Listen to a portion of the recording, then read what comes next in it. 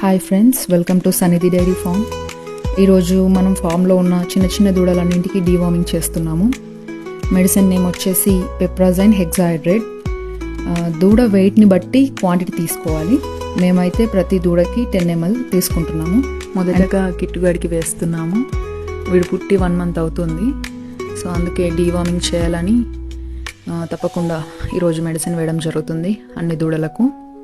వీడిని ముద్దుగా కిట్టుగాడు అని పిలుచుకుంటాం అన్నమాట. అలాగే ఈ మెడిసిన్ని దూడలకి పరిగడుపున మాత్రమే వేయాలి. ఇది ఇంకా తెలుగులో వచ్చేసి నట్టల నివారణ అంటారు. ఈ చిన్న చిన్న దూడలకి నట్టలు అవుతుంటాయి కదా, దానికోసం ఈ మెడిసిన్ పనిచేస్తుంటుంది. అలానే ఫామ్లో ఉన్న దూడలన్నింటికి వేసేసాము. దూడ పుట్టిన 15 రోజుల నుండి 30 రోజుల మధ్యలో ఎప్పుడైనా ఈ మెడిసిన్ వేసుకోవచ్చు. అలాగే ప్రతి దూడకి డీవార్మింగ్ చేయడం అనేది చాలా మంచిది. డీవార్మింగ్ యొక్క లక్షణాలు ఎలా ఉంటాయంటే కళ్ళకి ఊసులు తోడడం దూడలకి, లేదా ఎన్ని పాలు తాగినా సరే దూడలో గ్రోత్ అనేది కనిపించకుండా బక్కచిక్కినట్టుగానే ఉంటుందన్నమాట.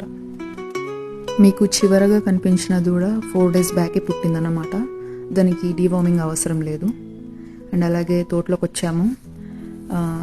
ఇంటి దగ్గర ఉన్న కొన్ని బర్రెలకి, ఈ చిన్న చిన్న దూడలకి ఈ మాత తీసుకొచ్చాము. ఆ గడ్డి మొత్తం మా వారు షెడ్లో ఉన్న బర్రెలకు వేస్తున్నారు. అయితే ఇక్కడ షెడ్లో ఇంకొక 3-4 daysలో డెలివరీ అయ్యే బర్రెలు ఉన్నాయి, అందుకే బయటికి పంపించలేదు. సో ఇంటి దగ్గరికే గడ్డి తీసుకొచ్చి వేస్తున్నాము.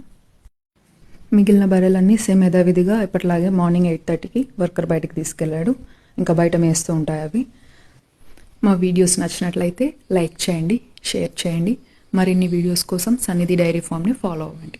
Thank you.